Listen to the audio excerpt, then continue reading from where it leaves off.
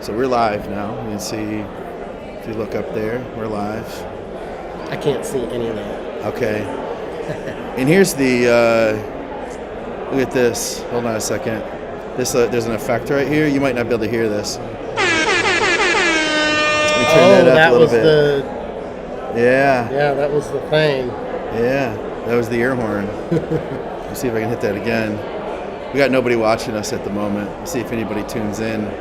I wonder if I can go over to this. What time is it? It's 11, so we probably have some people that are up. We'll just give it a minute, see what happens. Because nobody knew this was going to happen. If we did it on Facebook, we might have ended up getting more of our Facebook people. Oh, we got a few people here. We got a thumbs down right out the gate. Yeah, well, what the hell? I mean, it'll happen again. Look at that. Yeah. Got some people chiming in here. So this is when we have people chime in. I always just press these buttons here. Hey, I got to ask you a question, Phil and Tommy and Oki. Can you guys hear us? Because we don't even have a microphone. We're literally, and Nags is with us. We're just literally just talking to you guys directly off the computer. So we got 13 people watching live right now. That's happening. Yeah, and let us know if you can hear if there's a lot of background noise. I would imagine there would be. Yeah, there's a lot of background noise here. And can you guys hear us all right? That's the main question of the hour. It's our fans lined up for a meet and greet, but we wanted to get this podcast done first. There's we have all these fans lined up here at Swis. Autographs. And we were like, okay, audio is good. Audio is good. Can hear fine. Thank you guys. Appreciate you guys. So they're probably wondering where we're at, Skip. Or why we're sitting next to each other. Yeah, why are we sitting next to each other? Where are we, first of all? Are we at my house or are we at your house? We're not at either of our houses. We are in lovely Ohio. This is where everybody does all their vacationing, is in Ohio. So Skip and I are just hanging out here. We're like, hey, you know what would be really cool? If we had like a little bro date, a little get together. Why we're hanging out in Ohio? Yeah. No, just me and you. Let's go to Ohio. Spend some quality time together. Not in Florida, not in Detroit. Let's meet somewhere kind else. Of in the middle. Yeah, kind of. Yeah. Closer to me. And then let's just hang out in a hotel. Yeah, just hang out in a hotel. In the lobby, not in our room. Guys do that, don't they? They just randomly meet up, get a hotel room together. That's what guys do. Oh, shit. Guys, we're at Swis right now. This is the 2022 Swis. There's literally a lobby of people. Everybody from Swis is here. But we are stopping to talk to you. If you can see that. Do you think we should give them a walkthrough at some point? Like actually show them what's going on at Swis? No. I don't really care. Do you? No. Oh, I appreciate you. Oh, wait, we're live. I was going to turn it the other way. Yeah, we're live. That's right. Yeah, so I figured that we could just hang out and talk about our weekends with all of our people. No cats, not Skip's house. Hey, do you guys have any questions you want to ask us while we're here that I can ask Skip live? You guys could ask me. I hope you can read that because I don't have my glasses. At your mom's house. That's what Phil said. Nice. So we really didn't have an agenda. This is one of those things where we were like, seriously, we should do something. And guess what? I brought my computer. I brought my camera. I did not bring the cord for the camera. I brought the cord for the microphone, but I did not bring the microphone. We've never done this before. No, I've done a lot of live shit though. Yeah. I'm new to this. So. This is your first podcast. First podcast. We hung out with Dave Tate earlier today. That was cool. I got to meet Dave for the first time. Can we tell him? About what? About Dave. Tell him. I pinned Dave down. Physically. Put him on the spot. Physically. Said that I wasn't putting him on the spot, right? I'm not putting you on the spot. But will you come on the Blood, Sweat, and Gear podcast? And what did he say? He was like, of course. Yeah. He was like, Skip, anything for you. Yeah, He's verbatim, like, Skip, I've been your biggest fan of the Blood, Sweat, and Gear podcast since episode 1. I haven't missed a single episode, Skip. You're paraphrasing, but essentially that's what he said. That's He does what I know got who out we of are. it. That's He does what I know got who we out of are, it. and he said he'd be happy to come on. Yeah. So we're going to have Dave Tate on, so we'll have to do something. Oh, shit, the volume's a little loud. See that red line there? I got to turn this down a little bit. You know what's just a cool, too, little is bit. we can't talk over each other this time. So if we both Well, talk we can, at the same time... just like I did. I just Well, talked over you. Yeah, but they can hear us talking over it. It doesn't cancel out. Like if I talk and you, it doesn't cancel out. Ooh, we got a question here from Nick. He said, how did Victoria's talk go? You mentioned she was working hard on it and kind of nervous. So let me first tell you this. You said this was about me. We were going to talk about me. Victoria isn't even here. She's over schmoozing with the people right now. Why is everything about Victoria? Trying not to laugh. So Victoria did work really hard on this, but the thing is that Victoria works very hard on everything she does. So this was no different. And she put in a lot of work, just as I expected her to. She basically had her presentation memorized before she did it. And it was an incredible presentation, and she's not even standing behind me or behind Scott right now. I'm not kidding. It was incredible. It really, really was good. She did a hell of a job. I would say, well, it was the best presentation I saw. Yeah. And I don't want anybody to walk by who's a presenter and hear me say that, because that wouldn't sound very good, I guess. Can you guys hear the background people? Because it is so loud over here right now. We're in the lobby at the hotel where Swis just happened. Seriously, we should walk everybody over there. You know who Stan Efforting is just way too loud right now. I'm gonna have to. Is Stan still over ask there? him to be Where's Stan? quiet. We went to Stan Efforting's presentation this week. Very Victoria good. did really well, though. She kicked ass as expected. And she had a lot of people who were they said that they were really happy to hear her talk. So I was very proud of her. I felt I guess I can say a proud husband. Because I was going to say like a proud dad, but that's just weird. If my wife was that intelligent and articulate, and I watched her present, I would be pretty proud too. Oh yeah. My wife might be listening. No, she's not. She's not. Yeah. What was your favorite? Well, first let me say this before I ask you that. For you guys who are listening, and my mom, and Scott's mom. Our moms don't even know this is happening. If you Does your mom even know that you're in Ohio right now? Let me ask you that. Let's not bring my mom into this. It's not good. Okay. If you guys thought about coming and you're like, oh, I couldn't make it happen, or I had this going, that's cool, but you got to get here. I've always said that I wanted to come. I never would, it's like, oh yeah, that sounds good. Much like some of you said, oh yeah, I want to go, and then things come up. You got to get here. Yeah. It is.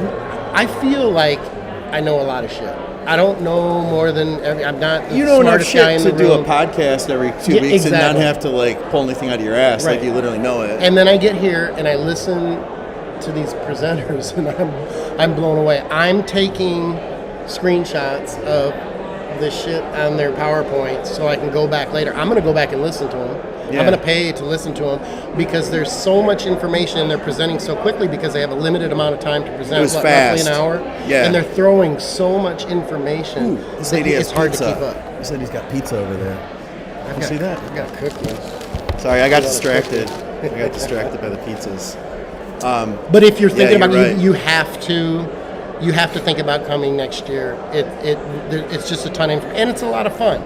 In between presentations, there's a lot of discussion, a lot of dialogue in the lobby, outside of the conference rooms, a lot of networking, a lot of cool people. It's a lot of fun. What was your favorite part? Well, I have to say Victoria's. Okay. I'll tell you this. Victoria's was the most informational. I took away the most information, but I did like Stan's.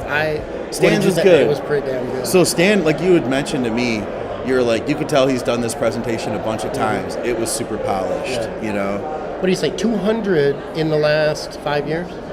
Yeah, that makes sense to me. You're pretty polished. If I had done 200 podcasts in the last 5 years, I'd probably be better at it than what I am. You know what we deserve for that? Sorry, guys, that was loud as fuck. Sorry, we won't do that again. Seriously, if you guys have any questions you want to ask us, let us know, and we will hang out with you for a few, and we'll just hang out and shoot the shit. I will tell you, I thought I was inspired by Eric Serrano's talk, in that one of the things he talked about was the upper range of vitamin D levels. And one of the things he was saying is in the medical community, it's looked at as toxic when you get above the normal range. He said that he had a guy who took no supplemental vitamin D. He used red light therapy for like 10 minutes a day. He committed to it, and his vitamin D levels were through the roof, way above the like normal. 400 or something? Yeah, it was something, like, it was something high. that would make you think that's just toxic, that's just not right. But his body produced this, okay? So it's not like he was taking an exogenous supplement to get that. And the dude was healthy. And here's the thing. He came to Serrano because he had a lot of fatigue. And after doing this red light therapy, getting his vitamin D levels up, he felt better.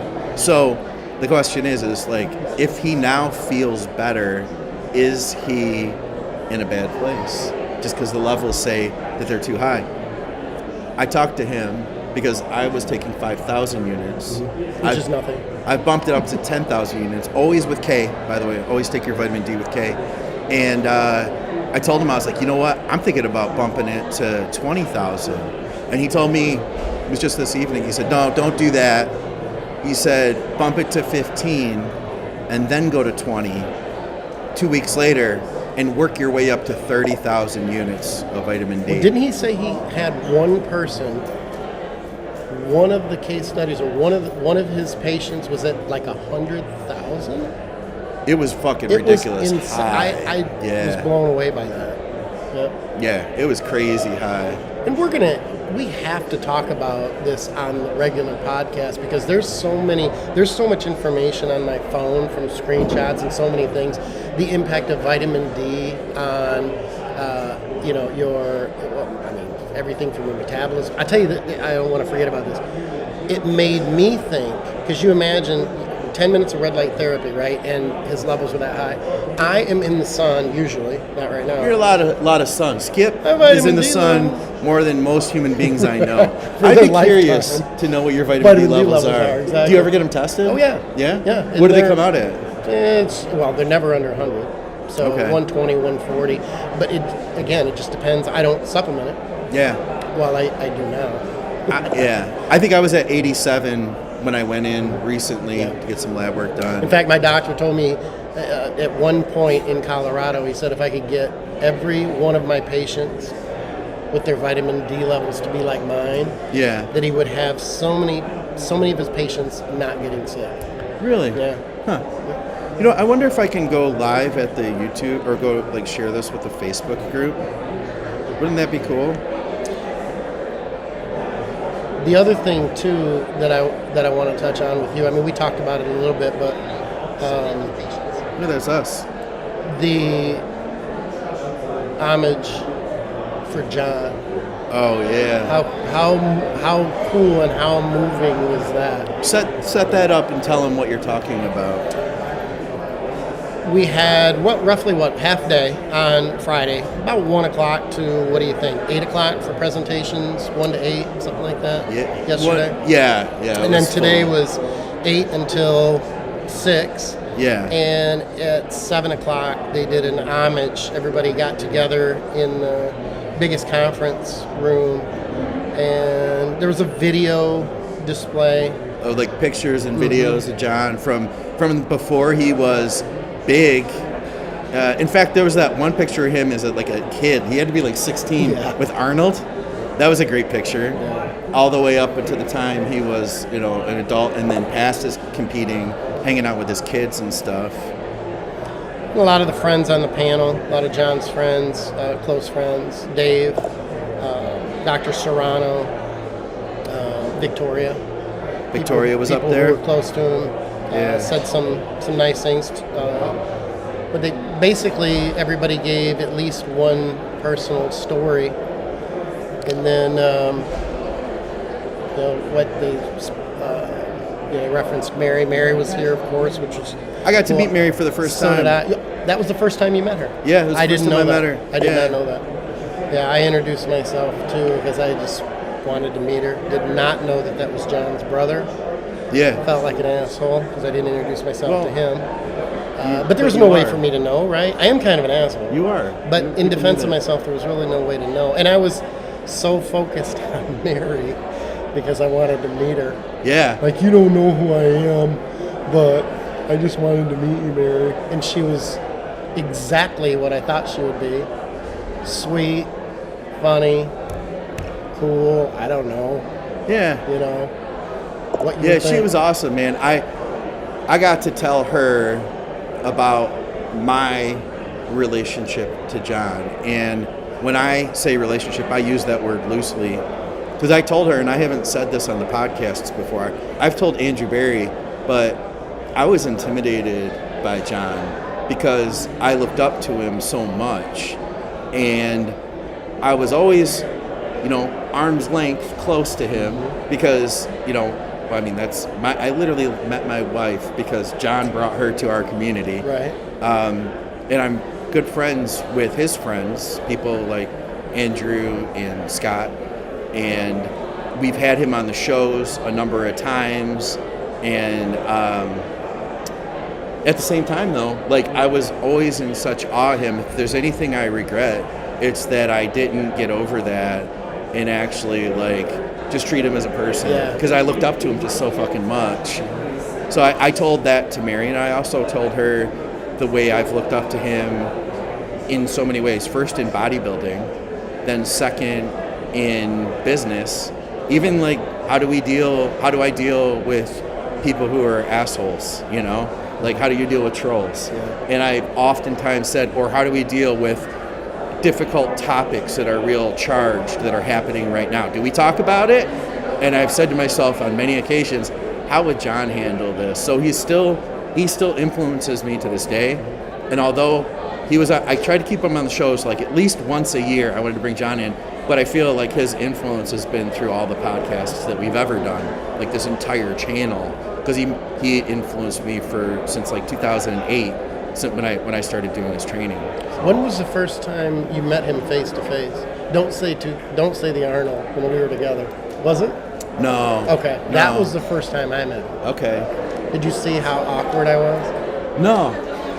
Were you awkward? It was oddly, it was bizarre. It was just I felt awkward. Yeah. It was almost because I knew him relatively well from online and from the industry, and we would, speak. Yeah. And we would interact, of course, during podcasts and things like that. And we had a lot of the same. We would agree on a lot of things from nutrition and training, and I would give him a hard time. He'd give me a hard time about stuff. And I told Mary the story about our wives.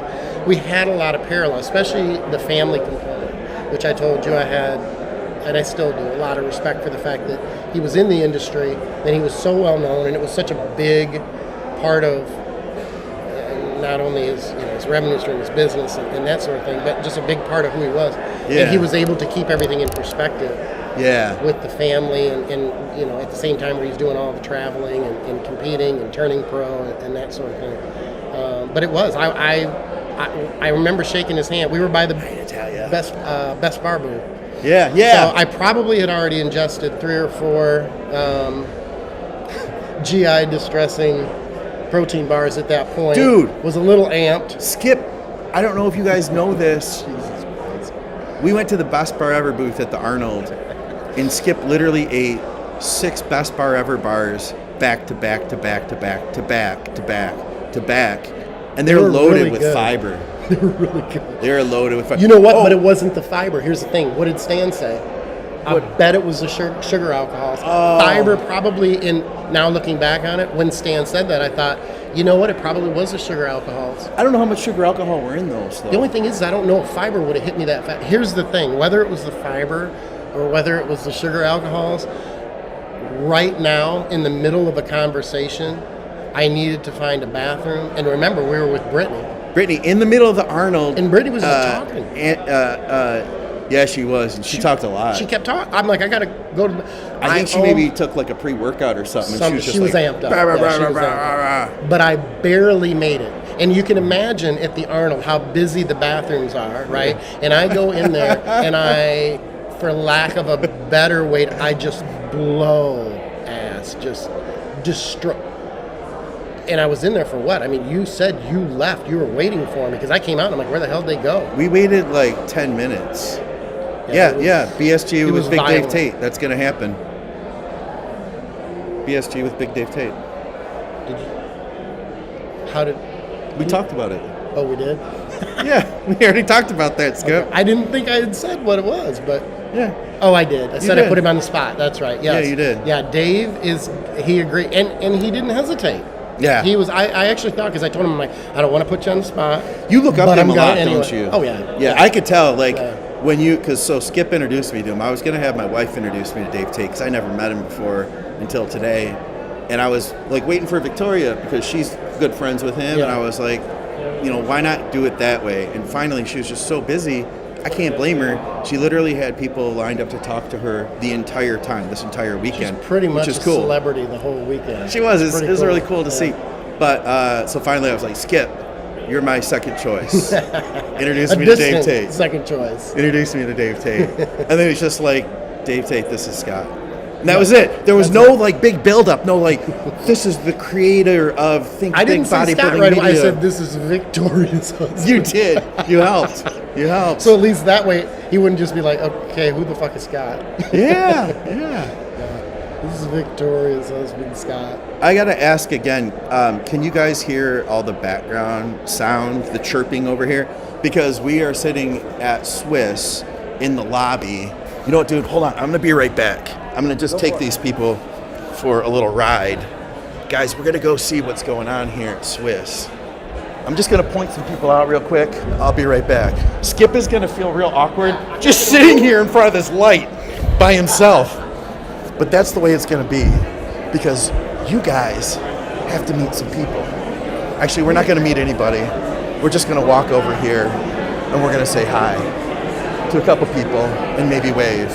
But you can see though, there's like this massive group of all sorts of people that are just like hanging out here.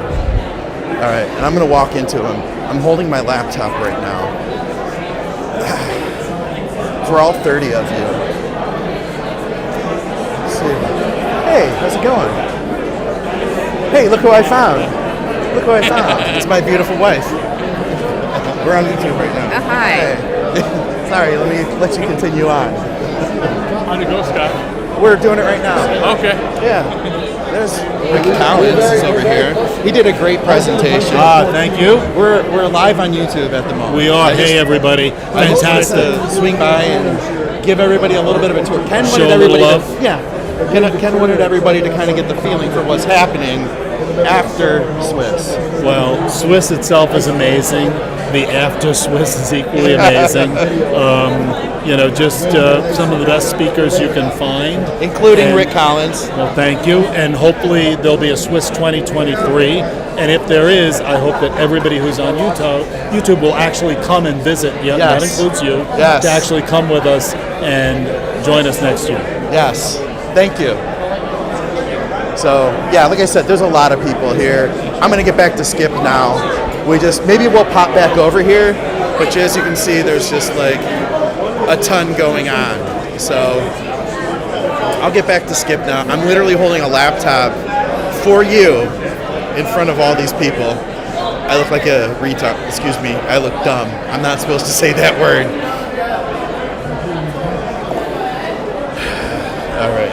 We're walking back over. Doug Myers is with us. What's up? I'm working with Doug's son, and he's doing an incredible job so far. All right. Here's Skip. So I left Skip, like I said, just sitting here. If you didn't know who Skip was, and you just saw some random guy sitting in front of a light like this, you'd be like, what is that? Who is this guy? You could say you're working on your vitamin D levels. All right. They wanted to sit over here, Who did? those guys. Oh, yeah? They wouldn't want to And I told them we now. were doing a podcast, and one of them laughed. Yeah.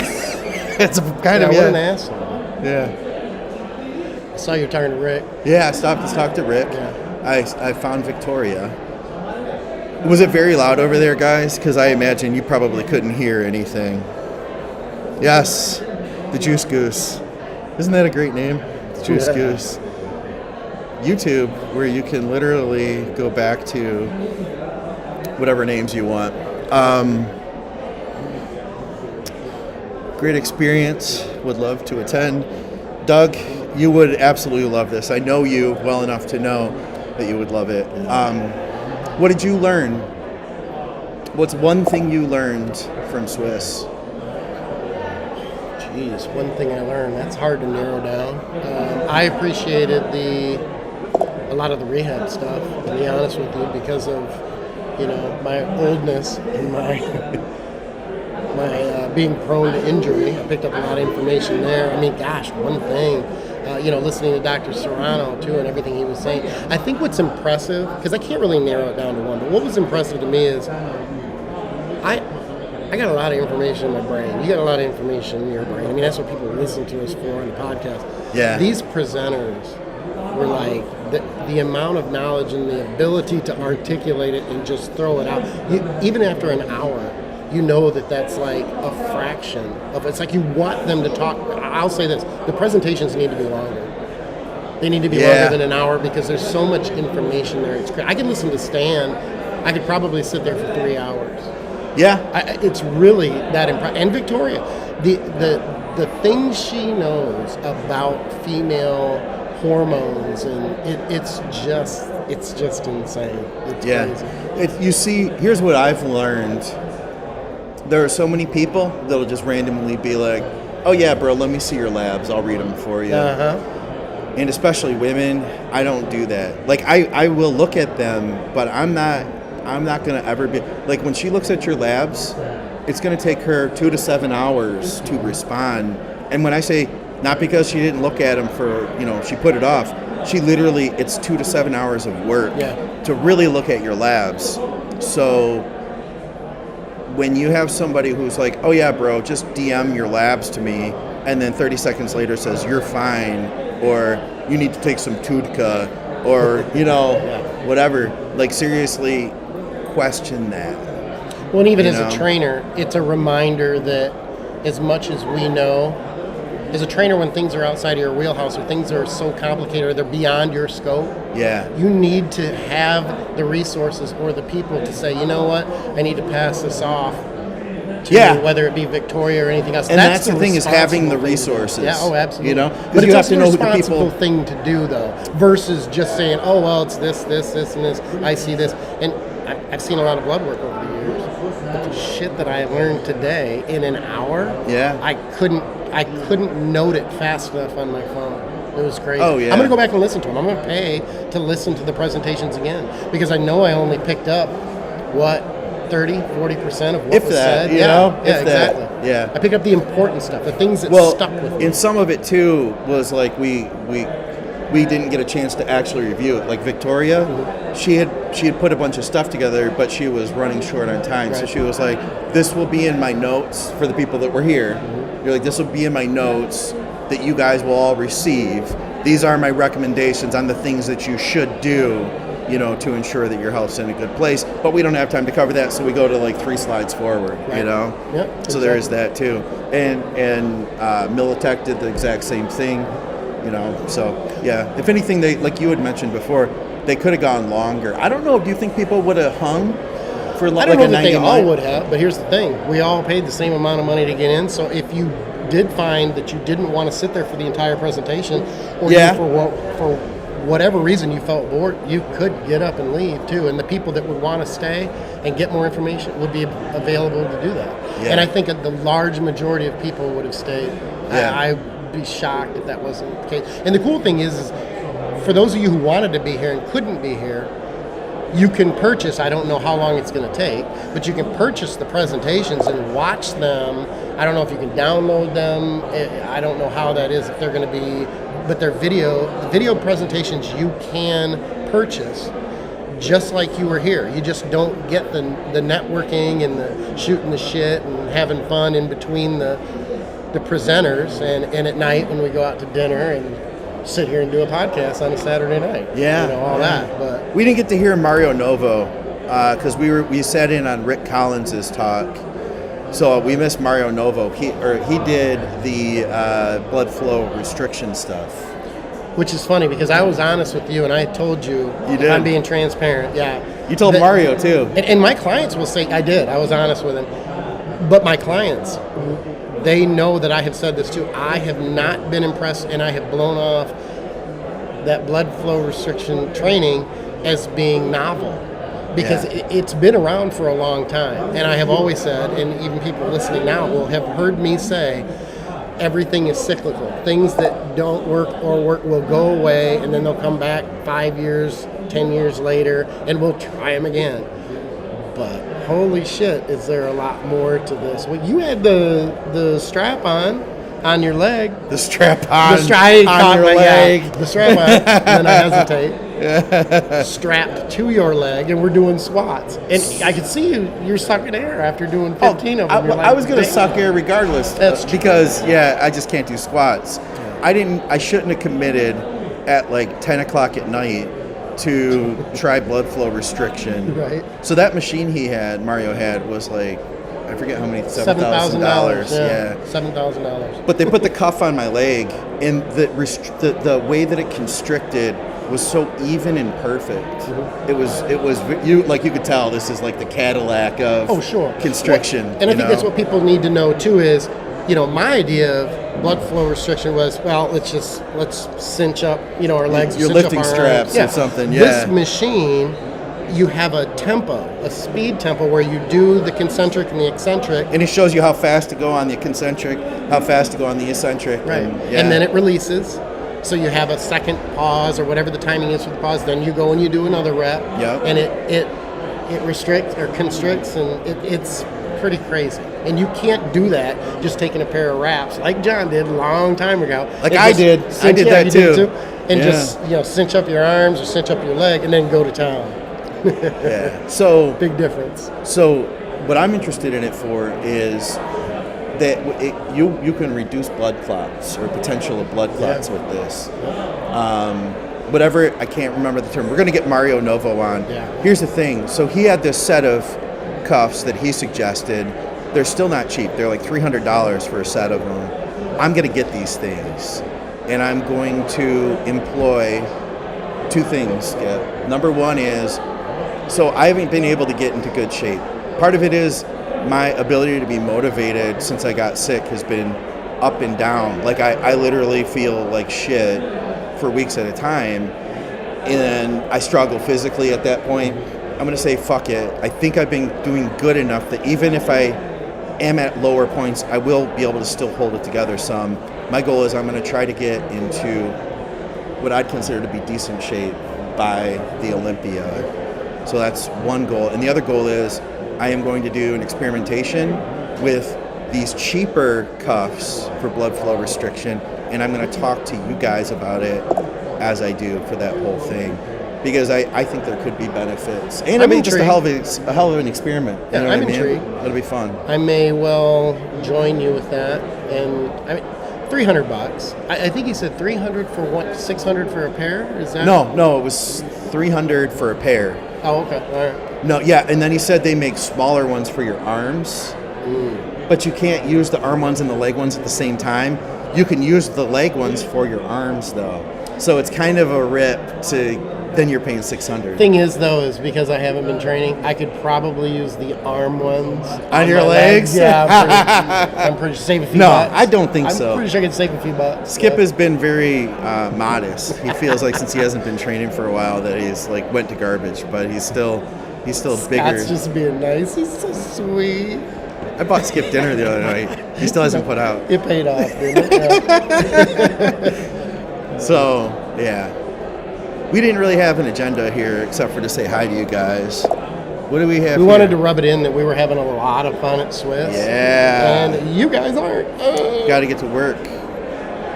Get to work, Doug. Oh, yeah. Doug's a travel nurse now. That's where the big bucks is. Derek's watching us. What has he got a question here? What would be the benefit other than pumps of blood flow restriction? Well, we're going to get Mario on to talk about that. But the list is long. Yeah. What caught my attention was what you just said. about clots. Yeah. I'm like, wait a minute. It sends out something chemically that reduces clots. Yeah, and Mario talks about this. I mean, he knows it like the back of his hand. It's crazy. First, he's incredibly intelligent, incredibly well educated, PhD. Well, he's a physical therapist. Yeah. He there's a Thank you, John. bachelor's in there, but he's a physical therapist, and then his PhD is in something really complicated. I can't remember what it was. Yeah, he's a smart guy. But very intelligent. Yeah, he can rattle off study after study, talking about I tell you what, he's so smart that I'm not kidding. We're sitting at dinner, and he's just talking about shit that I don't have any idea about, and I just do this. Mm-hmm. Oh yeah, totally. I'm like, yeah, Totally. Oh, absolutely. And Mario. then I throw in a couple right. Yeah. Right. Mario, I can see Mario over there right now. Isn't that him? Yeah, I cannot see that far. That guy looks like Scott Stevenson. He does. As far as I'm concerned. Look at this, guys. Hold on a second. See if you can see. Do you guys see that guy in the red shirt back there? He's got a mohawk. He looks like Scott Stevenson. That guy stopped and turned around. He saw me and smiled. He's like, I don't want to be on camera. What the fuck? We're going to get kicked out of this Literally place. turned around and walked the other way. We're going to get kicked out of here, I think. But it's been nice. It's been worth it Oh, yeah. to bring Swis to the people. Yeah, I'll be here next year. Yeah. I'll make plans. I'll make sure that I'm here. I think he said in the past he's only done it every other year. Oh. Yeah. So Because it takes that much work to put it together. So it might not be. If I find out the Swis is next year and you're here, when I'm, yeah, they don't do it next year, Skip. It's only every other year. You told me every other, and Andrew will be here. That'll be fucked up. You and Andrew here? Yeah. Like you guys told me it wasn't. Oh, and I'll be like, oh, Andrew, this live stream is so much better this year. No shit. What does this say here? Nick asked us a question. He said, did you guys learn something you might implement or change with any of your current clients? Yeah, but that's the thing. I mean, I'm going to very quickly and easily say yes. And yet at the same time, I can't tell you what that is because there's just so much. That's a great way of putting it, man. There's just so much. I can't explain. It's an evolution, really. And I mean, I'm sure there were some things that you were like, okay, yeah, I knew that. Okay, yeah, I knew that. And then you're like, I did not know that. I did not know that. Holy shit, I'm going to take a screenshot of that. You know what? I took notes when Mike Militek was talking. Also, I wanted to try something. Serrano was talking about copper and your lungs. Did you remember that part? He was talking about the copper zinc balance. I do, yes. So I'm going to talk to him about that. And he was talking, okay, so Militek was talking about some stuff that we're going to get him on the show. Because I want to talk to him about overtraining. Because that's like something that all of our listeners, I think, like every single one of you guys. Or psychiatrist? Psychiatrist with a background in, he was an Olympic weightlifter. Yeah. So he's also using ketamine. Yep, ketamine therapy. There's the guy's pretty interesting. There's a lot. And he does TRT. He's primarily he's a TRT doctor. Oh, okay. Yeah. But yeah, with a background as an Olympic weightlifter, and he's a psychiatrist that's also doing ketamine infusions. I thought his story about bringing the Russian athletes, albums, like records, and like American stuff that they can't get over there, and they wanted to swap for essentially gear. Yeah. But here, you take the gear, you give us American shit like records and it's t-shirts. a good deal, man. It's a good deal. It makes sense because he's old enough that, what year was he? 84. 84. I thought it was the 80s, but I was 14. Yeah. I mean, holy shit. So he probably wasn't much older. He was probably 18. What did he have me, by 4 years maybe? Yeah. Because he would have probably been in his late teens. Yeah. So get this. Here were I saw the pattern. Like all of our people who listen are addicted to training. There's no question, right? And here's the thing is, you get to that point, think about when you're overtrained. Here's some things I wrote down. when you stop finding pleasure in other things, that's where burnout is around the corner. The only thing that spikes pleasure is your sport. You ever get to that point where like life isn't really that exciting? I can't wait till I get to the gym because that's what excites me. Gee, I don't know how I feel right now not training. You've been nothing there. else. Oh yeah, You've been there. Yeah, definitely. You know, yeah. I'm in a case of a bit of a burnout right now in the sense that, and I feel that without the training, I'm quite lost. So when we get to that point, we start to disassociate from our feelings, and that's when we stop listening to our bodies. So that's also where injury fucking happens, which makes total sense. You know, here, and I'm going to piggyback off that and say this. The question was, if we learned something that we take away, or something that I did learn this, and it's going to sound stupid, but I would not, until I got here, would not give enough credit to the thought process impacting your hormone. Not just, you think of like stress as cortisol. It's this giant cascade that it impacts everything. So then I'm questioning my negativity over the last couple of months, going, I'm making myself, clearly just by my thoughts alone, never mind eating like shit and gaining a bunch of weight and lying on the couch for 3 days at a time, but the negative thoughts that are impacting my internal everything, pretty much internal everything. Crazy. And I didn't hear it just from one person. I heard it from at different times from 3 different presenters at some point during their presentation. So if you didn't get it if I didn't believe it the first time, I had to start believing it the second time and then the third, because they clearly didn't get together and go, we're going to make up some shit and we're going to all talk about this so people believe it. It's just the reality of it. So after you get to the point where you dissociate your feelings, so to recap, I'll say addiction to training. First, you stop finding pleasure in other things. You only get those dopamine spikes when you're in the gym. Right. Then from there, then you begin to dissociate from your feelings, okay? And then from there, get this, that's where your personality becomes restricted and you say things like, I am nothing without this sport. I cannot see myself not training. And that's where shit really goes bad. That's where you look over your shoulder, where you get like they're fucking not hurt. talking about you. Yeah. Like, he must be talking about the guy behind me. Dude, he's talking about every single person who listens to our podcast, including the people who do the podcast. We've all been there. Oh, yeah. You know what I mean? So I thought that was cool. We'll bring Militech on to talk about this more in depth. Plus, he knows about neurotransmitters. So the questions like, you know, why do I feel weird emotionally when I take DECA? He knows the answer to that. I had breakfast with him this morning, and he was talking about that.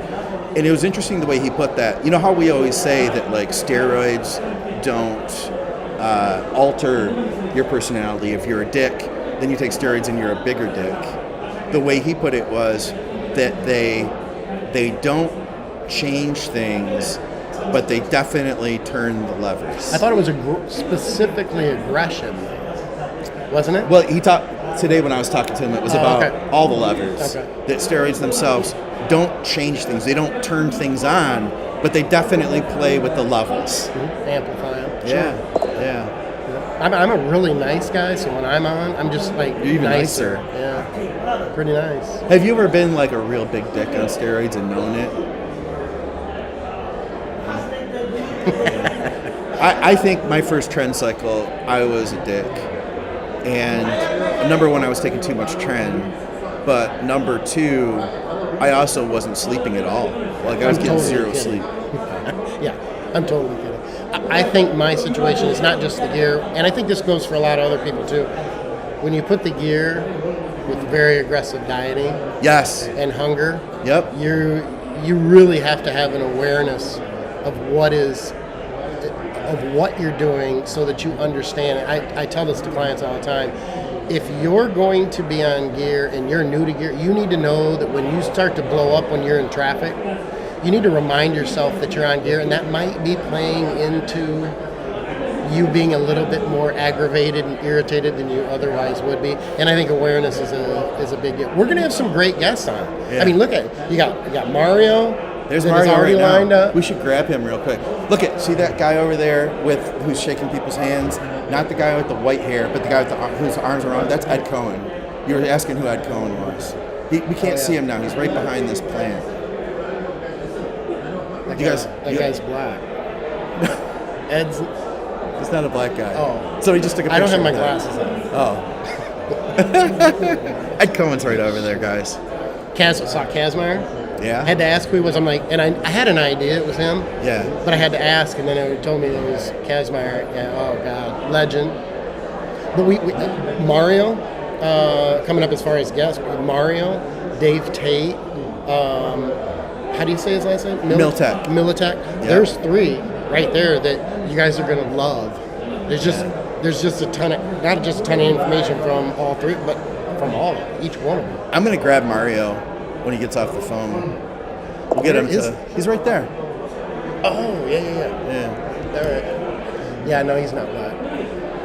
No, Mario's really smart. Oh, you're talking about Ed Cohen. He's black. I thought you were talking about Mario. No, I'm just having fun. There's a lot of big dudes here too. Like there's some guys that stand out, powerlifting big. There's a lot of powerlifting big guys. I did meet a guy, Nick, who we're going to have on the show. Okay, I was just going to ask you, who is Nick? Because he told me that he had read my articles years ago about skip loading. We're going to have him on the show. Stuff like, oh, no kidding. Yeah, okay. yeah. Cool. What's his last name? I'll get his last name later because I can't Nice remember guy. it offhand. But yeah, he's a cool guy. And he worked with Porter for a few years. Oh, is that right? Yeah. Bodybuilder or powerlifter? Bodybuilder. Okay, I would assume just the way he was. Oh, yeah, built. But yeah. The thing is, and you guys would probably assume this, but the large majority of people here are strength athletes. I don't think correct me if I'm wrong, but the large majority of people here, the bodybuilders are the minority, right? Yeah. Yeah. Hey. What did I do? I'm going to bed. I had my mandatory 1 beer. We're doing a podcast as we speak. Oh, hi. Hi, everyone. Skip, introduce him really quick. You're going to really do that to me? Who are you, sir? I used to be a good powerlifter. My name is Ed Coan. And I'm here listening to everyone, including his amazing wife. Thank Have you. a good night. Thank you. Take it Thanks for easy. being here, man. No, I legit didn't have my glasses on. I didn't know. So I told you, that's why I was pointing I know, at. but I couldn't Guys, say we it. just had Ed Cohen. Now we can officially say we had Ed Cohen on the podcast. But not only did we have Ed Cohen on the podcast, but my dumbass didn't know who he was. Can I put Shoot me. Listen, can I put in the headline at the end of this, can I put featuring Scott and Skip featuring Ed Cohen? Ed Cohen, just for clicks, if nothing else. Dude, he knew who I was. That's cool. That's just crazy. Ed Cohen knew who I was, guys. That made my day. It's All right, just so bad. Mario. I'm gonna tell Mario to come visit us here. Are you guys all right with this? Hanging out with us for a few? Do you have to go to bed anytime soon? Saturday night. We don't want to keep you up. Nobody on that list is doing a damn thing on a Saturday night. Come on now. Ryan asked a question here. What is it? He asked us, "What is Swis?" What is Swis? Well, I know what it is, but I don't Tell- know what the acronym stands Tell them for. I will be right back. Yeah, that's horrible. okay. You just totally threw me under the bus. Okay. You don't have to tell them the Yeah, well, I don't know what the acronym is, so it's not going to happen anyway.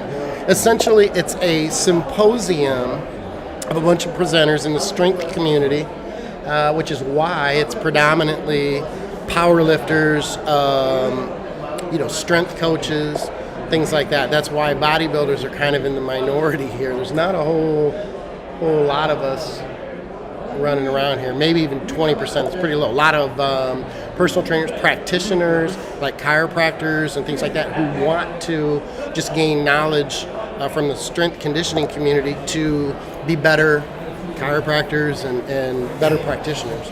What did he say about me while I was gone, guys? All right, yeah, he's on the phone right now, but he's going to come over here. I was afraid that he would disappear back in the crowd or leave or something. So, but nobody's going anywhere. No, they're just hanging fucking hanging out here. Oh, we got another question here. Question: I got crazy bloat from test. Anything to do other than an AI? Love, the BSG podcast. Nice. Which does what Thanks, was John. the environment around discussions around AIs? It's awesome to see that, isn't it? Yeah. It is. The Somebody- industry is very quickly changing to not necessarily anti-AIs, but definitely not pro-AI. The information that was presented by more than, at least 2 or 3 presenters was, no, stay away from them unless you have to. That's about the best way that I can explain. Stay away from them unless you have to. Yeah. Which backs up running your estrogen levels a little bit higher. Dr. Serrano said, correct me if I'm wrong, it was Dr. Serrano, but I believe he was saying he doesn't even like to run TRT or an AI Yeah, at for all. TRT. He said for TRT, where you don't need to use an AI, he won't use it anymore. With guys that are enhanced, he will use an AI. Guys who are enhanced is in like running a cycle, or as he put it, running 14 different compounds. I'm not going to name names, but somebody at the Olympia who was using 14 compounds, Right, but which isn't crazy, right? And I'm glad that you made that point because I think we have gone from say 8 to 10 years ago where it's almost like this unwritten rule that you have to have an AI while you're on cycle to now it's like, okay, not only keep track of your estrogen levels, but you don't want them too low, and not to use that AI unless you had run the estrogen levels a little bit higher. Yeah. What was the ratio? Well, the idea was there was no ratio. Someone threw out 20 to 1. Oh, that's right. Somebody did throw Yeah, a it was. ratio. Let me correct that. I think they said between 10 and 20 to 1. But the idea was if you're not getting symptoms. Yeah. You know, Oh yeah. if Absolutely. you're not getting symptoms. Yep. Somebody brought that up at the steroid panel. Somebody stood up and posed the question to the group about AIs. And I'm not going to That was mention such any a names. brilliant question. Whoever asked that question, I feel like they really made the event. I'm not going to mention any names because I don't want to get into the back end of it. But there was a comment made by a well-respected It was person me. on the I panel. asked the question about the AIs. A well-respected person on the panel that I believe it makes it clear that that the industry is starting to turn away from Novodex. Do you agree? Because of the potential health ramifications. That's what Serrano said. Okay, Serrano I wasn't going to said- mention any names, but if you want to, Well, that's Serrano okay. said it. No, I know. I know. Okay. Yeah. Serrano said he playing. wasn't going to do any AS. Hey, what's up, Danny? Say hi. Tell us about your talk. What was it about? Hi, And don't say it was shitty because it wasn't shitty. What's your last name, Danny? I'm Danny Lamartina. What's up? I get really tired. I'm a doctor of physical therapy. I'm an IFBB pro and physical, PT powerlifter. I get really, really sad when PTs tell people not to train because it's not how it should be. Yeah, that's right. I have a really long email exchange with Skip where I was like, Skip, I think you need to keep training. That is true. That was through my knee injury, which, you reached out. Matter of fact, you reached out to me twice without me reaching out to you. And you're like, look, I know you're still having this problem, and I'm trying not to beat you down with all my shit that's going on. And you were very helpful, so I appreciate that. Well, I appreciate all that you Pushing me to try, and it did help. It took a long time to get Well, you had a through pretty it. good plan of action too. You already knew where you needed to go. You identified the tissue, plan of care. You had your structure.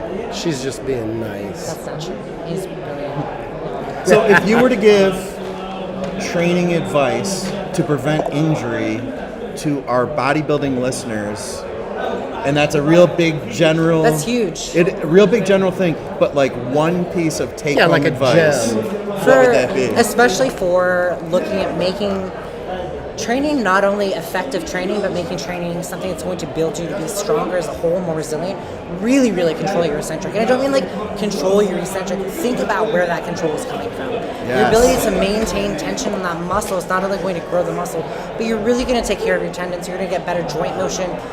Better joint motion on the arthrokinetic side is almost always going to yield better development for that kind of 3D round shape too, just from like all the afferent information that gets sent up to the brain. So if you want development, you're going to have to get good output. A lot of times it's going to come from better eccentric control anyway.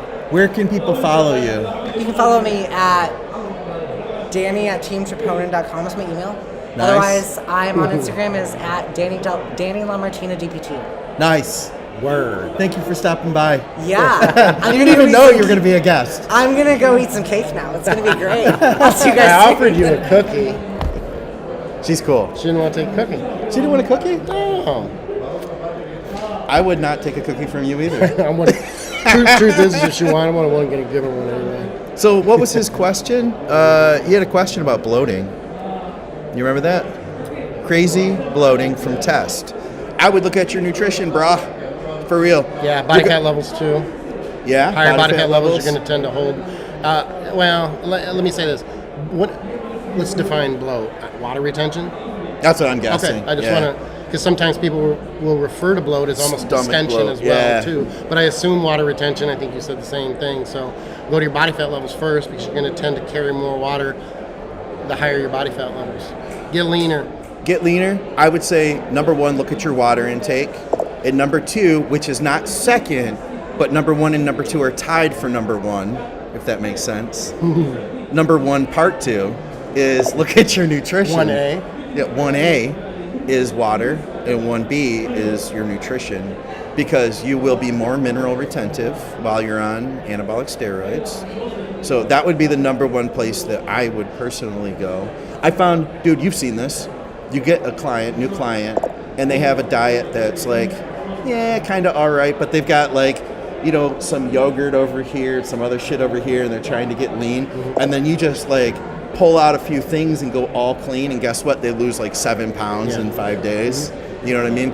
And I think a lot of that is I see so much, and this is no offense to people, but I see so much bad nutrition, and not bad, so much nutrition that could be better. Let me put it that way. Because like eating yogurt isn't bad, but if you have it for 3 of your protein sources, which I recently started working with a girl that's what she did, it's like, we could do a little better. I'm not big on dairy anyway. Yeah. Quite frankly, we can get into that, but yeah. What else do we got here? Take less test. That is also an answer, that's just Ryan. horrible. That's terrible advice, Ryan. Take more. Ryan, what the hell? The answer is always more test. When in doubt, take more. There's this magical thing happens that when you double the dose, the bloat just Surrounded goes away. by amateurs. Yeah, you guys didn't know that. Take more other roids. That's all. Now he's on to something. Is that Ryan? 'Cause I don't have my Also glasses. Ryan. Yeah. Okay, Ryan. Little piece of advice, and this one's unsolicited. You know where I'm going. Don't refer to anabolic steroids as roids. Yes. It's a horrible. No. Okay, Thomas. Did his parents name him Thomas? Because that's kind of fucked up. Yeah, they don't like you very much if they did. He said, I just wanted to say thank you to Skip for all the knowledge I acquired from IM. That's intense muscle, Skip. Nice. Changed my life. Very cool. Thomas. Now I like Thomas. And I like your parents. Do you feel they bad? Named you. Your name is awesome. Your name is Forget what I perfect. said, yeah. Why did your parents name you Skip? You know what's funny too is that I told you that I met a guy earlier here who Named came Thomas up to me Thomas? while I was waiting for you. I don't know if his name is Thomas, but he basically said that he was. You did? Yeah, he was commenting about Intense Muscle, how he still goes to Intense Muscle, and I was flattered, brought a smile on my face. I don't get to hear as much as I would like about Intense Muscle anymore. Here's what I've realized, guys. Skip is real humble. But the reason Skip's humble is because he really doesn't understand like his level of value to the community. So it's not like he's intentionally humble. He just doesn't know any better. Yeah, just Scott's being nice. He wants me to buy him a drink at the bar. Interesting. Thank you so much for the live, fellas. You two are the bomb. We can't say bomb in here, guys. We're going to get kicked out if we do. There'll be an evacuation. Oh, dude, I got to tell you, I made a mistake. I said, I was holding the laptop up over there while I did the tour. And I said, guys, I'm holding this laptop. And I look fucking Oh, no, you didn't. I said the R word. Oh, my God. And here's the thing. I stopped myself from saying fucking. And then I still said. Through the R word. Yeah, and then I was like, oh, that was the word I was supposed to not say. So, sorry. Misery loves company, though. I'm glad that you said it. Yes. Because now we're even. It's you, Andrew, myself, and you. Now we have all said the same shit. Frederick says, who do you guys think is going to win the Olympia Open class? The Astros. Oh, I don't know. the Olympia. I thought you meant the World Series. Did you know that there's 31 guys in Open this year? Is that right? Yeah, 31. 31. Yeah, that is pretty crazy. I haven't been following it yet. I'll be honest with you. We have to. Well, here's the thing. I haven't been following enough this year. If you guys didn't notice, I haven't done like a lot of contest breakdowns this year. I've been kind of a little removed from that. The channel has been doing a lot more of direct education stuff and less contest reporting stuff, which is, the contest reporting stuff's always been a passion of mine, and I just haven't been doing it as much. Anyway, I need to I need to start digging in. You guys need to tell me, who do you guys think is going to win the Olympia? Because seriously, I need to start looking into this because I'm going. So I need to figure this stuff out. Although we do know that like the top guys are still going to be there. We've got guys like Hadi is not going away, Hadi Chopin. We got Big Rami's not going away. We've got Brandon Curry is not going away. So there's that. I'd throw this in here, and I think this is the case every year with Rami. If he nails the conditioning, he'll win. He can't not win if he nails conditioning. That's what I'm saying. But the question with him is always nailing the conditioning. At least so far, it's not, he hasn't been consistent. But you guys know how I feel about Chad. I think Chad is the best of the three top guys. That's just my thing. I know we debated this between the three of us on the show that one time. But I do. I think if anybody will get it right, Chad will get it right. Who just started working with Chad? What's his name? Chris Bumstead started working with Chad. And as Ron said, he was like, Chad knows how to win. Chad knows how to win. There's that. Think about it. If Chad comes away with Rami and Bumstead. Oh, that would be does nuts. that not cement Chad, really? Well, if he he's already wasn't got cemented, Ronnie for so many years. Yeah, like he's not cemented, that's true. But the argument is, you have Aceto, you have, Hani, and you have... and then Farrah's kind of up there. Yeah, he is. Kind of. But I don't know that he'd be... Myself, and I don't mean this disrespectfully, but I don't know if a lot of people would put him in with the top three. No, I don't think so either. There. You know who else is really up there and has made a great comeback as a coach is Milos. True. Milos is doing a lot nowadays. I have a lot of respect for and making very dramatic changes. Yeah, he is. So you guys tell us, who do you guys think is going to win the Okie dokie says, I'm addicted to the drugs. We can get you help, man. What else do we have here? Yeah. Derek, you've been overtraining for 3 years. What else do we have here? Will this be available to watch later? No, we're only doing it live right now, so when you miss this podcast, it's not going to be live. Unfortunately, yes. Oh, Swis. Are you talking about, or the podcast? This. I think he's talking about this. I honestly didn't think he was. That's why I was being smart ass. Yeah, this will be available later, unfortunately, for us. People will be able to... we'd rather it went away. We're hoping we're not going to be graded on this. Yeah, we're hoping you guys don't watch this. I'm pretty sure Andrew's watching it right now, just rolling his eyes. Like, these guys, he's like, Rachel, this is what happens. Here, look at this. Yeah. look at this shit when I'm not on. She's like, Jesus. He might not come back now after this, where y'all at? Well, we did talk about that. When this is over, you'll be able to go back to the beginning. We are at Swis in Ohio, huge symposium of fitness educators. We just had, we had Rick Collins on a few minutes ago, and this show is featuring Ed Cohen, apparently. Ed Cohen was on. Ed Cohen was on for just a minute. But we're getting a couple of presenters to come over. I'm trying to get fucking Mario's being bitched out by his wife, I'm pretty sure, because he's been on the phone for a while. I think so, yeah. He forgot to call her earlier. The man, the myth, the legend. Guys, who's going to win? Oh, look at that. We got people who saw Ed Cohen. Literally. I'm just getting through that.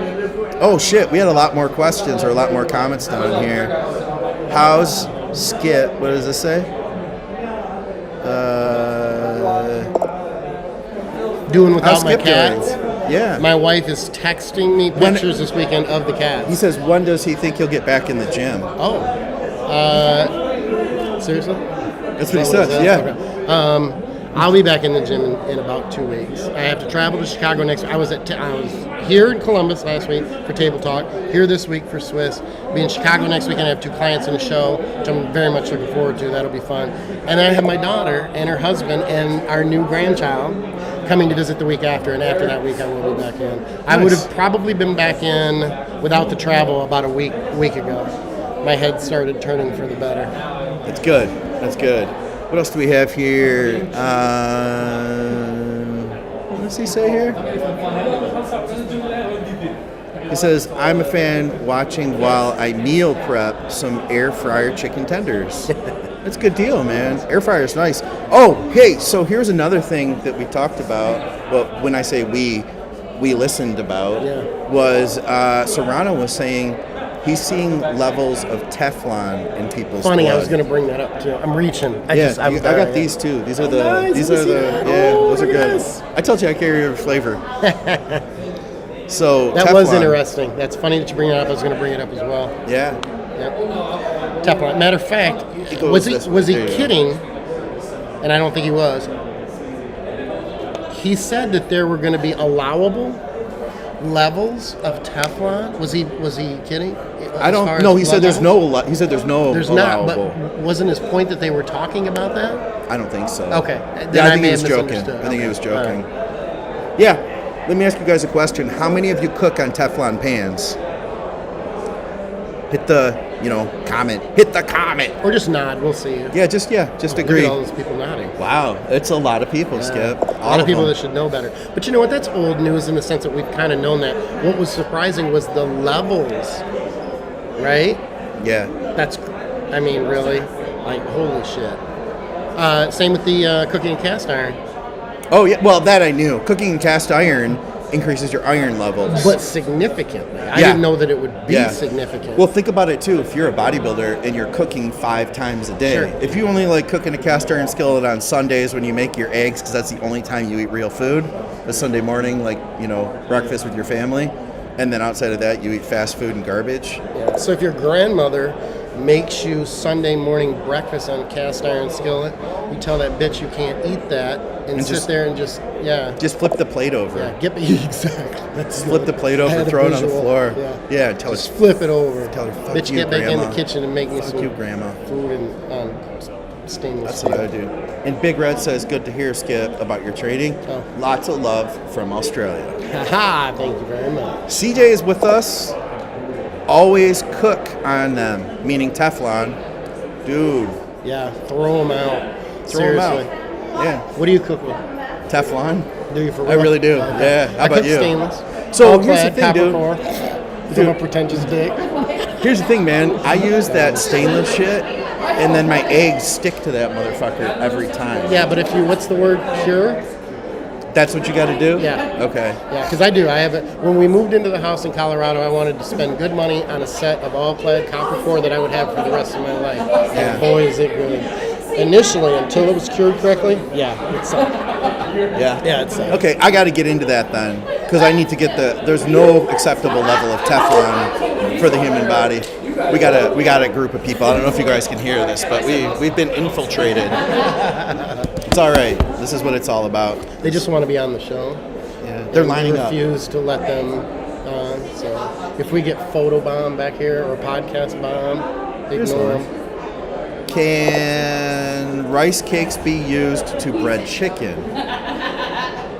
Just like crumble them I up? don't know, but I like the question because it's kind of. I like questions that I've never been asked before. Nobody is a good. He's a watcher of ours that has good comments and stuff. He's been watching us for a long time too. I'm gonna say no, and I'll tell you why. I'm not a fan. Are you a fan of rice cakes anyway in your diet? Just like right at the end. Okay, because I'll certain go on record and times. say that I'm not, because to me it's just a processed carbohydrate. Who do we have We got here? Mario Novo here, guys. Hold on a second. I'm going to turn this to you, Mario. He's not showing you, but there's a cookie in here for me. Me. How heavy is that? Oh man, this I'm is gonna go at like least this. about like 3 pounds right here. Mario, you can sit in my chair here. Okay. And I'm going to, yes, you come through. Okay, I'm coming through. And Are we live streaming? Is that what we're doing? yes, we are live Hey, streaming. everybody. There we go. We're at Swis having a great freaking time here. If you couldn't be here in person, Wish you could have been, but there's going to be lots of amazing stuff online that we can check out later anyway. So Mario, what is it that you were here talking about? So I was invited to have a conversation about blood flow restriction. Its application, how I view it, is in part first through my clinical training. I'm a physical therapist. You are a doctor. I Yes. should have introduced you as Dr. Mario. It's Novo. okay. That would have been better. That would have been better. So I'm a clinical doctor of physical therapy, and one day I'll be doctor because then I'll have the PhD, those nice little letters at the end. Yes. Victoria and I are both working very diligently to make that happen. The majority of work that I've done has been in blood flow restriction. Yeah. So what is blood flow restriction? It's the novel application of a tourniquet that goes over your legs or over your arms, but not all four at once. And when it's inflated to a percentage that's relative to your leg width and to your hemodynamics, so how your blood flow works, and there's machines that help us to do this very simply nowadays at a push of a button, we can put you in a training environment that is comparable to high intensity training for muscle hypertrophy, not strength, okay? But can also be comparable to high intensity aerobic exercise training. So what does that sound like? What does it look like? It looks like you being in a strength block and using blood flow restriction for accessory work, right? That could help with hypertrophy. Yes. Right? It could be you, and mind you, we were talking about that earlier on with Mike Israetel, right? Accessory work. That hypertrophy may be relevant to improve your strength work, to improve your core-based training, right? Yeah. But it could also be used in competition prep. You know, if you are a physique athlete or a bodybuilder, rather than being on a treadmill and walking on that treadmill and not really having a very high anabolic response from it, you can use blood flow restriction during a treadmill walk or on a cycle and have a more anabolic experience to that low slow cardio. Because generally you're walking at 2 to maybe 3 miles per hour. Yeah. So I'd say 3 miles per hour might be fast for some people after training legs, but 2 miles per hour is more than enough with it. And mind you, we're approaching this at an evidence-based level. So that's one of the reasons why I was invited to this, because I'm not talking about it in a sense where we're anecdotally using case studies or only case series. We're at levels where we have large systematic reviews and meta-analysis allowing us to statistically say that when we apply this to humans in a regimented manner, we can see some positive improvements to muscle size and cardiovascular function, and potentially even bone density, and microvasculature, and we could see, obviously now we have some studies that are a little bit higher intensity studies to do, or high intensity programs to do, but they do improve mitochondrial biogenesis. So What does that mean? That means That's that the awesome you can perform more repetitions before fatigue, which if you think about a competitive athlete who's in a field sport, this wouldn't necessarily be for a bodybuilder. Yeah. Right? But this would be for somebody playing football who's using strength and conditioning to improve their ability to play football. Right? This could be somebody playing baseball, soccer, a cyclist, somebody playing basketball. All of these sports require that your body be... None of you guys watching right now, just to throw it out there, none of our guys are athletic. Okay. So yeah. We all, Yeah. neither Skep and I, we don't even work out. Now, what about the potential health? Sure, You yeah. had spoken about clots and things that we didn't want to speak for you because I couldn't remember half of what you were. Yeah. The benefits. So, what are some of those health benefits? So when you perform exercise in general, you're producing disturbance to your arterial system. Mind you, when you perform a heavy squat, a heavy deadlift, there's a lot of pressure inside of your body that is not just pressure that's inside your muscles or pressure that's inside your abdominal cavity, but you're talking about pressures that are inside your vascular system, right? That's why you see sometimes people pop vessels when they lift very heavy. So our body has a very beneficial way of managing that by releasing chemicals that break apart clots, okay?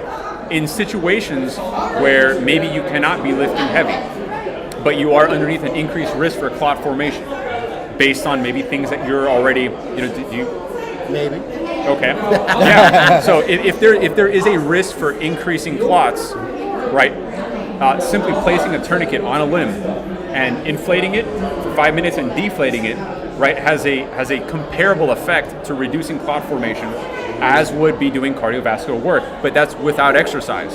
So meaning, let's say you had a heavy leg day, and you're like, the next 2 days I'm just going to lay around, my back hurts, my knees hurt. Well, again, if you are getting into a BMI, right, that's relatively high, even though most of it might be lean muscle mass, there's a risk that just sitting around, could grow a clot, especially again if you're underneath a lot of pressure because you're already in a heavy lifting block.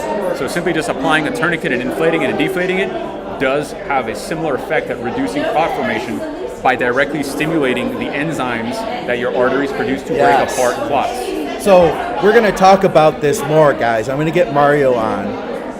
But until that time, what is the best way to follow you if people want to follow what you're doing? Yeah, I would say Instagram is probably the best way to do it now. You can just go to @LiftersClinic. That used to be my private practice, but I kept the handle. And I would probably say start there before you start emailing me a whole bunch of questions. And we'll probably do the email maybe after we talk and we start, doing some things. There we go. Because that way, then those questions can be directed towards that part of the conversation. And a lot of those questions may be answered when you're on the podcast. Yes. Yeah. I would say that the podcast is going to be just a good breakdown of the information, but in a way that's actionable. And we can talk about fitting it in programming. I think that's probably the most important question is, as a clinician, I use it a lot for people who are in a state that cannot lift heavy. They just had surgery, they had a tendon tear, they just had a fracture, but the evidence that allowed for the American Physical Therapy Association to allow physical therapists to use BFR in our scope of practice comes from already at this point about 3 decades worth of literature in tourniquets and exercise with healthy individuals. So there is a plethora of information that we can use to plug in and out of training parameters that already has some evidence behind it. And this is very beneficial for just all of us as we get older, and as we become, novice athletes or novice lifters to master lifters, All right. Well, we will look forward to it. Yeah, this will be good. Thank you, Mario. We appreciate you, man. I am excited to get on there. I want my cookie. Hey, take one. All right.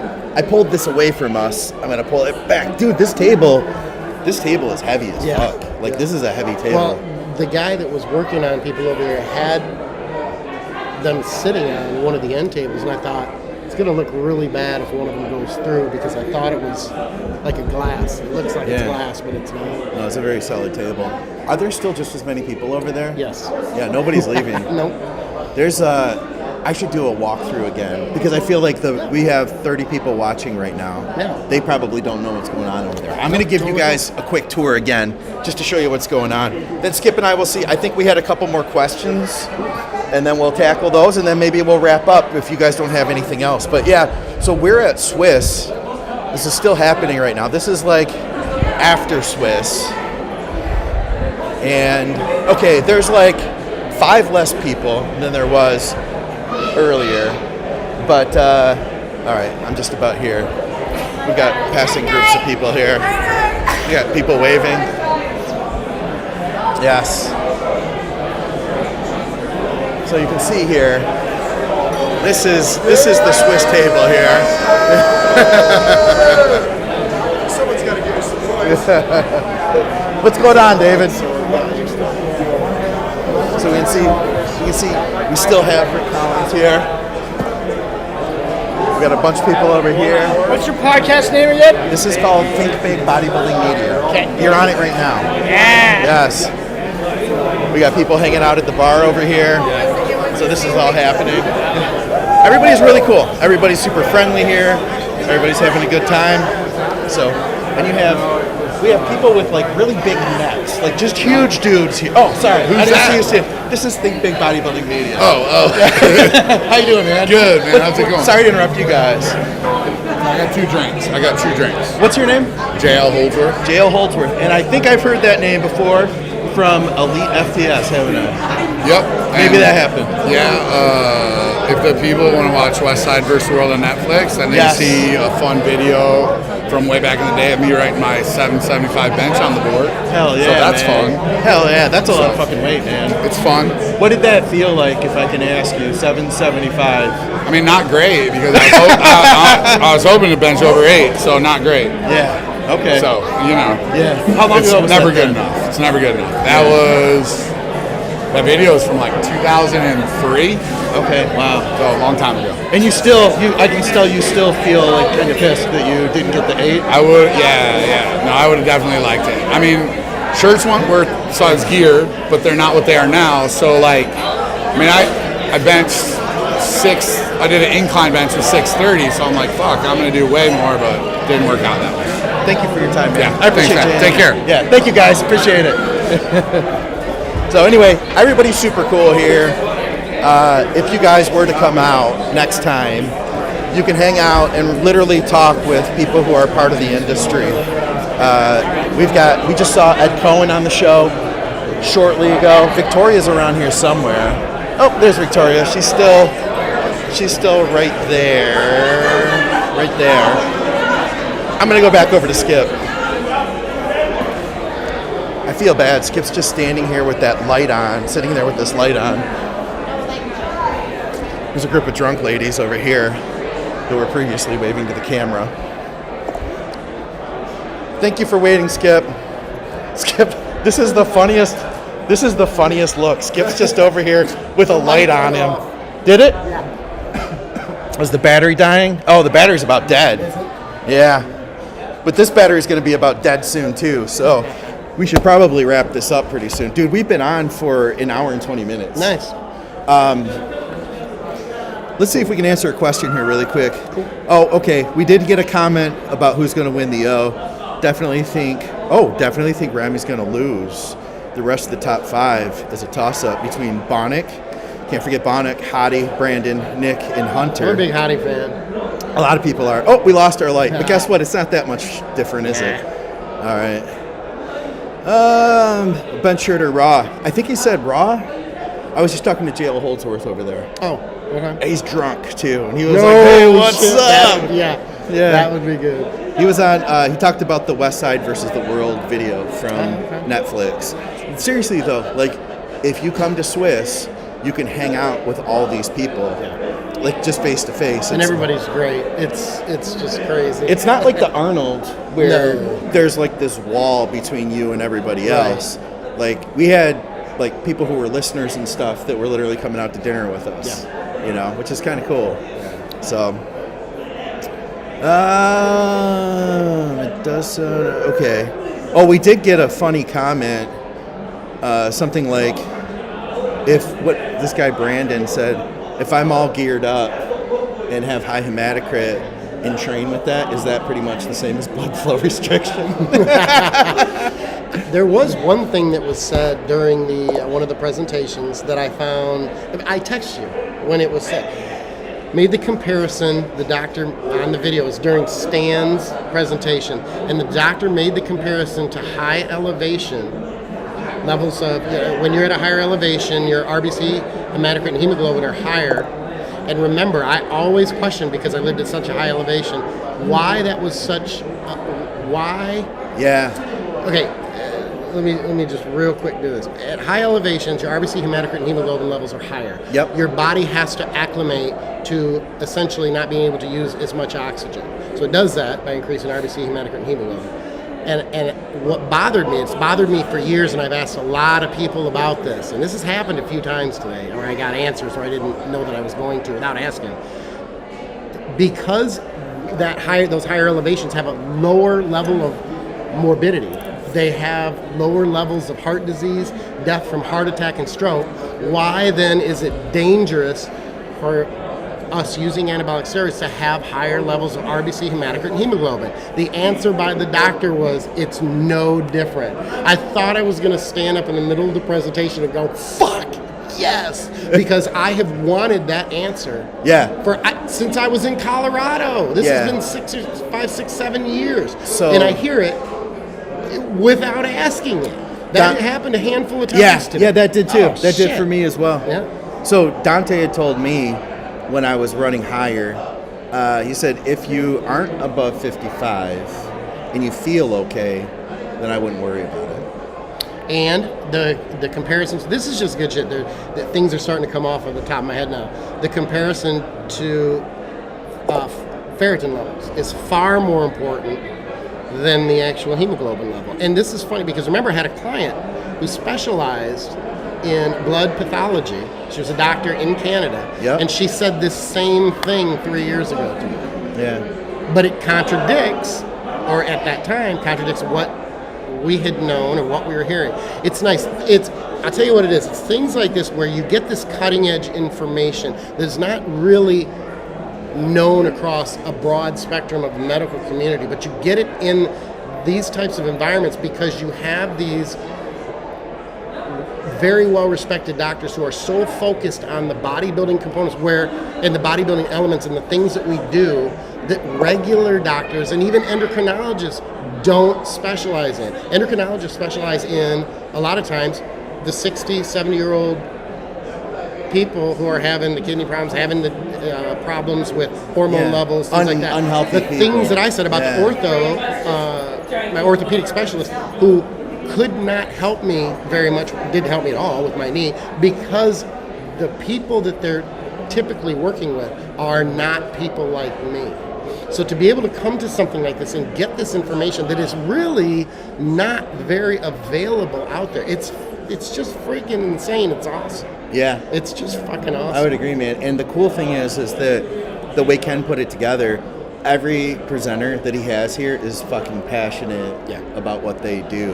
And that's what made it cool, dude, is the energy of this place is crazy. I don't know if you guys could feel it. When I walked over there into that bar area, like, okay, here's the deal. I wouldn't personally feel comfortable. Oh, Danny's back. What's back? Danny. I thought you were going to bed, but instead you have a bottle of wine in your hand. And my bourbon from earlier just hit me. I was talking to her earlier, and I was like, I smell that drink over here. So, if y'all know Justin Harris. I know Justin Harris. Yeah. He's a really fun person to talk to. Where's Justin right now? He's upstairs as well. Of course Justin's he my is. business partner. Of course he is. Why isn't Justin Naturally. hanging out with us? I bumped into him in the hallway. I did I didn't like see you and I Justin. did in the elevator. I did the same thing. After we talked did you? last time, I went upstairs and I walked into his room and I was like, Justin, and then there were a couple people in there. Skip and Scott, they're the greatest people on the planet. Thank you. And he was like, He rolled his eyes Yeah, like, I Skip mean- sent you up here to tell me that. I mean, maybe a little bit, but it was like the endearing eye roll. I love Justin. He's cool. I've had him on the show a bunch of times in the past. fantastic. It's been a while. He's one of those people who's so brilliant, and he never makes you feel like you're out of place. Yeah, I think it's people who really want to like move the needle forward, make the industry better, continue to learn. He's such a paragon of truly what it looks like to continue to learn, and also make it accessible rather than just being like haughty and like weird about things. Yep. But Justin Harris isn't here.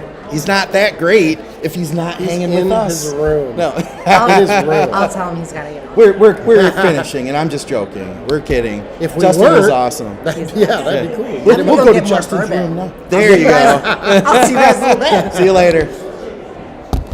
It's funny. I bumped into Justin like I bumped into Did you? you in the elevator. We were walking by each other, looking at each other, smiling, not knowing. It like took us both like 10 seconds to realize who we were. He's like, That's "Oh, funny. Skip." I'm like, "Oh shit, Justin, damn." It's funny. So when I got here, I'm not up late at night, all right? I mean, outside of right now, which it's 12:11 right now. This is like, dude, I'm never up at this. Let alone like out of my house at this time. So yeah, Skip's like just waking up. Yeah, pretty much. You're like, you're like Yeah, I'm coming like, I got alive work now. to do. Yeah. Yeah. So I do too, actually. Anyway, I get here at like midnight, and after my drive from Detroit, and I'm literally like, I got one of those luggage carts that the bellhops use, Right. and I got our luggage in the room, and then I'm getting ready to take it down the stairs because I'm like, fuck, I gotta go to bed. This is crazy hour. And then as I'm getting on the elevator on the third floor, Skip is getting off the other elevator, and he was like, "Oh, excuse me, sir," and then he just like goes to keep walking, and I was like, "Skip," Fucking recognize. and he was like, "Oh, That's shit." Well, I reached back because I was going to hold the door because I thought you wanted the elevator. Yeah, and yeah. I didn't even put it together that it was you. Dude, I did an imitation of you last night. Look at this guy in the. Oh wow. Yeah, People are still wearing masks apparently. Yeah, that's odd. Like real. That Food person was delivery. like double masked up. That's Uber Eats, I think. Nick, so I was doing this imitation of you last night. Nice. And it wasn't I'm sure it sucked. I said something like Skip said something, and he was like, I can't remember what I said, but I was like, holy shit, I just nailed the Skip impression. And Victoria was like, you totally did. And then I said it again, and I like had you nailed, dude. Nice. And part of it is in your, I can't do it now. I'll get it again though, but I did like a perfect Skip impersonation. I can't remember what I said. Somebody's gonna be like, oh shit. And I can't do it now. I can't do it in front of you. But anyway, man, my throat's getting tired from all this talking. I don't know about you. I'm good. It's about ready to die anyway, I think, right? We got percents left. Okay, cool. We got another question? We got 15%. All right, we'll do another question when we get out of here. I'd like to see Gina Davis back on the show. We got to talk to We got to talk to Dusty about that. It does sound interesting. However, I'm in the Netherlands, who doesn't understand much. Okay. Oh, Neanderthal. I totally misread that. I was like, you're in the Netherlands. That's close. No, Yeah. it's pretty much the same thing, right? Netherlands. We're not drinking. We're not drinking. Neanderthal. Oh, I had to scroll down. Let's see. What about this one? From the Juice Goose. He says, might be a stupid question. I haven't trained for 3.5 years, and I've been wondering how should I approach my training to start with. This live has been awesome, guys. Thank you for watching, Juice Goose, and I like your name. 3.5 years. Although it's a weird name for your parents to have given you. True. Yeah. True. I don't think that's his name on his birth certificate, but I could be wrong. You could be wrong. I think it is. So I'm gonna kind of piggyback off his question, and I would say this: he's been off for 3.5 years. What is the cutoff? Like, is 3.5 years any different than 6 months? Is it any different than a year? I don't know that it is. At some point, you're going to get to that least amount. You're going to get to the most amount of atrophy. Not training. I mean, obviously, body fat levels and things like that, but you haven't been trained. You're detrained. So I don't know if 3.5 years matters much more than 6 months. Well, I'd 4 say months? 6 months. You still have a lot. Really? Because when I stopped training for 6 months when I got sick with COVID, and So you think you can? And I'm not saying that you're wrong. I'm saying so if you stop training for 6 months, you could probably come back quicker than if you stopped for 3.5 years. Absolutely. Okay. Absolutely. Yeah. I would go and I would say that I'm not sure that it would be much different. I see where you're going with this. But I would say 2 years and 3.5 years probably are not different. I'll give him that. I'd say 6 months and 3.5 years are definitely different. 6 months is a small time away. You can only lose muscle so fast if you've been doing it a long time. Dude, I have a picture of my legs being like my legs are the same size as they were when I was. It's funny because at my even though best. it's only been 8-9 weeks, I can say as much body fat as I have gained, the muscle tissue I can still see that it's going to come back relatively quickly. It's not that it's not there. It's just deflated. Detrained. Right now. Yeah, essentially. It's like a balloon that you took the water out of, or the air out of. Yeah. And then it just looks really bad. Like my But you titties look really bad. I too. feel like you make a good point though, in that, like to me that's a positive. You know what I'm saying? Like, what's the difference when you're at 3.5 years? What's the real difference between 3.5 years and 2 years or 1.5 years? And I can say this: the sooner he gets started, the better. Oh yeah. There's that. Yep. And It's a giant boulder at the top of the hill. You got to get it moving. That's the hardest part. You have to gain momentum, and that's getting that giant boulder to begin to start rolling downhill. And once it starts to roll downhill and you've got momentum, then it's easier to just steer it versus getting the damn thing rolling to begin with. You got to come back. You got to be careful coming back. See, there's no wouldn't you agree? There's no hard and fast rules here other than you can't go back in and just start banging. here's my rule. My rule would be, whatever you do, however you train, the most important, there's one rule, and that is to have fun. Because if you have fun and you enjoy it, you will continue doing it. And if you don't have fun, you don't enjoy it, then you're not going to continue doing it. There's just that. It'll be if you've not trained for say 4 to 6 months, I think it would be a lot easier, quicker to get into the habit versus 3.5 years. It's been a distant time. Well, it'll seem foreign. So it's going to take, it's going to take time to get back into that groove, and you need to ensure that whatever it is, you don't make it not fun. It's got to be a training system that you enjoy, something you're having fun with. I wouldn't overcomplicate it. I wouldn't make it too hard. I would make it as simple as possible, as doable as possible, as realistic as possible. Hell, if you went in the gym 3 times a week, that would be great. You know, It's funny because if you're looking for a black and white, let's say he's looking for a black and white answer. Hey, what do I do? I would say this: going 3 times a week, maybe a Monday, Wednesday, Friday. Do full body. Do 1 exercise per muscle group, and do it until it'll take a few weeks probably, until you don't feel like that's enough work. Yeah. And then you can start breaking it down, and you can break it into push-pull legs, and you can break it into back and chest and shoulders and tries. But at least that way you're coming back and you're going to hit everything Monday, you're going to hit everything Wednesday, you're going to hit everything Friday. The problem, if there's a problem with that, is if you come back the first day too hard, you're not going to be able to do shit on Wednesday. Yeah. Because the muscle soreness is going to keep you from doing that. But if that happens, then you hold out until Friday, and then you've trained everything twice in the first week, and you've only trained Monday and Friday, and then you pick up again on Monday. That's the way I would. In fact, when I come back in a couple weeks, I will probably go for the first 2 to 3 weeks, and I will train everything with 1 exercise each day and keep that intensity low, and base my progression then as far as how much harder I'll train the next time based on that soreness, that level of soreness, because I don't want to come back and just be crippled. The other thing too is, I think this is important to point out, it's not just tolerating the soreness, it's the impact that soreness can have on your kidneys.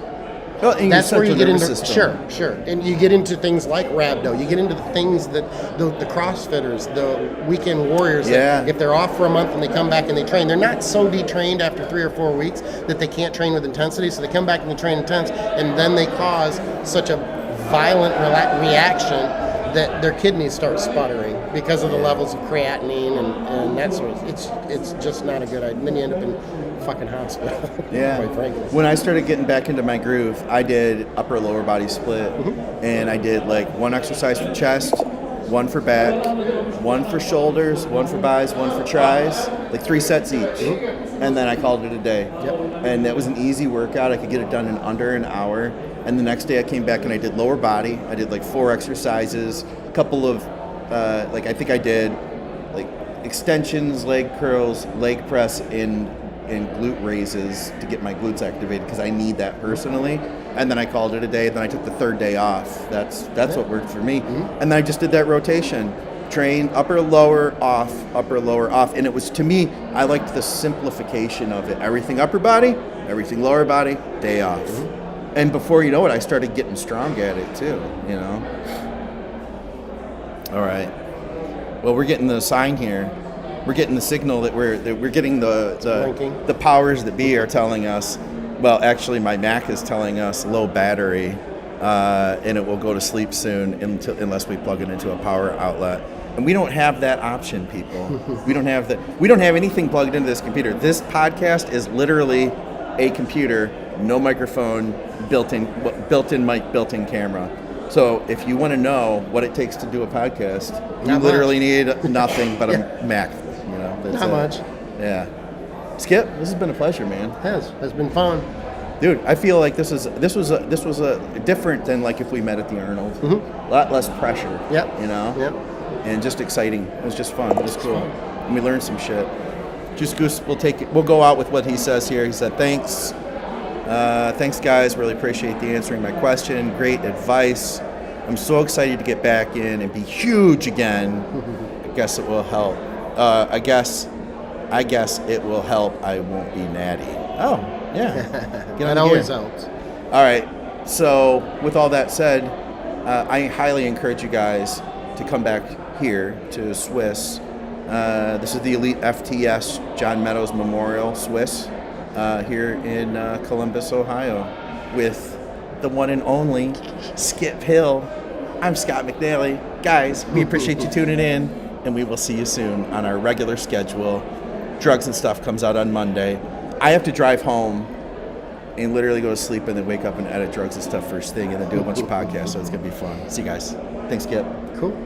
Go eat your cookies. Nah. Skip literally has a bag of cookies. How heavy is that bag? This bag has got to be 3/4 of a pound. What do you think? It probably. What do you think? Yeah. See you guys.